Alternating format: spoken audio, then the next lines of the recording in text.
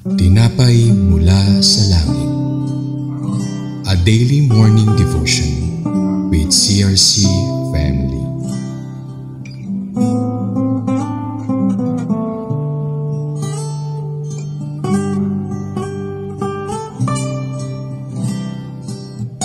Isang mabungang umaga sa bawat isa na nakikibahagi sa programang ito ng Charismatic Restoration Church, ang tinapay mula sa langit. Sa palatuntunang ito, magkakaroon tayo ng pagkakataong makapakinig at makaunawa ng mensahe ng Panginoon sa pamamagitan ng pagbabahagi ng isang lingkod ng Diyos. Ang paksa natin ay mababasa sa aklat ng Josue. Ngunit bago tayo tumalakay sa topic, tayo mag-ukol ng isang maikling panalangin. Amang Diyos, kami po ay muling nagpapasalamat sa oras na ito sapagkat kami ay mabibiyayaan muli ng iyong mga salitang magsisilbing patnubay upang patuloy kaming mamuhay ng may katwiran at maging kalugod-lugod sa iyo. Maging halimbawa sa amin ang mga naging karanasan ni Josue upang mas maging matibay ang aming pananalig sa iyo sa pangalan ni Jesus. Amen. Ang ating paksa ay matatagpuan sa aklat ng Josue chapter 3 verses 14 to 16a. Ating basahin. Verse 14, sa pangunguna ng mga paring may dala ng kaba ng tipan, umalis ng kampo ang bayang Israel upang tumawid sa ilog.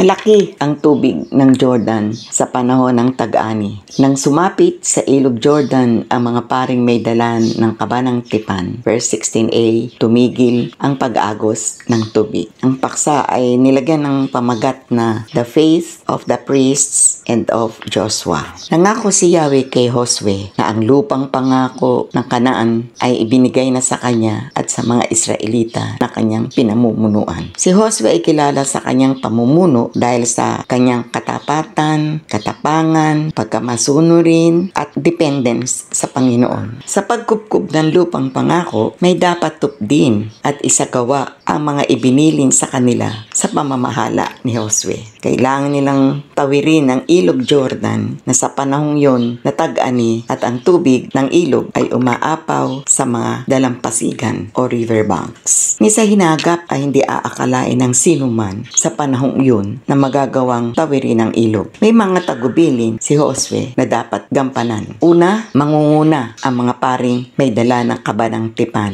Pangalawa, may pagitan ng 900 meters mula sa mga paring may dala ng kaban at sa mga taong bayan. Pangatlo, pagsapit ng mga pare sa may ilog, makikita nila ang pagpigil ng pag-agos ng tubig. Mababatid natin sa mga bersikulong binasa ang masusing pagsunod ni na Josue, mga pare at mga Israelita na nagpapatunay lamang na buo ang kanilang pagtitiwala at pananalig sa Panginoon, tulad ng himalang ipinamalas ng Panginoon nang mahati ang Red Sea upang makatawid ang mga anak ng Diyos at makaligtas sa umuusig ng mga taga-Ehipto. Exodus 14:21-22. Tayo rin sa panahon ngayon na nababalutan ng kaguluhan ang mundong ating ginagalawan at nagdudulot ng takot sa bawat isa. Kailangan natin ang complete trust and confidence sa makapangyarihang Diyos dahil walang imposible at walang mahirap sa Kanya. We can stand still and be ready, clean in heart and spiritually alert, watching for something that only God could do.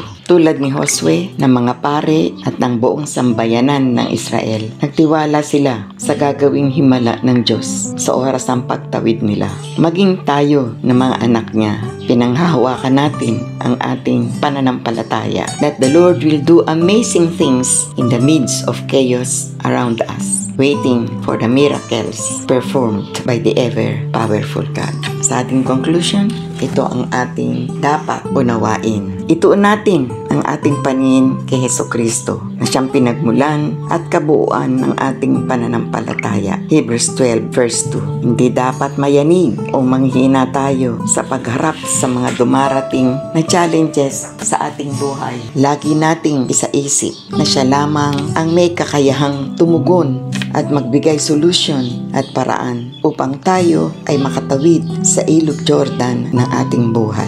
Faith moves us forward in God's way and in God's timing.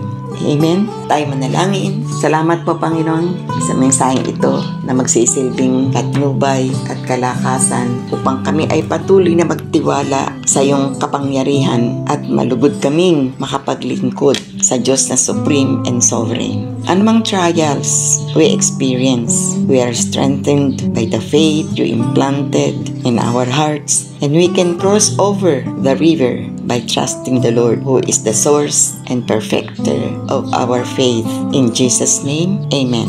Ako po ay si Pastora Remy Mojica ng Charismatic Restoration Church, Summerfield Daughter Church, Barangay Osorio, 13 Martires, Cavite. Nag-aanyaya po ako na patuloy tayong makilahok sa morning devotion na ito dito sa Tinapay Mula sa Langit, naririnig sa Himpapawid araw-araw ng 5:30 ng umaga at sa iba pang programa ng CRC tuwing Miyerkules at Biyernes 7:30 to 9 o'clock in the evening. At patuloy tayong mapalakas, mabiyayaan ng Panginoon ng kanyang mga pagtutuwid, ng mga salitang may pagtutuwid sa atin upang tayo ay maging handa sa muli niyang pagbabalik at hindi tayo maiwanan dito at tayo makasama niya sa langit. Maraming salamat po sa bawat isa na nakibahagi sa programang ito ngayon. Salamat po.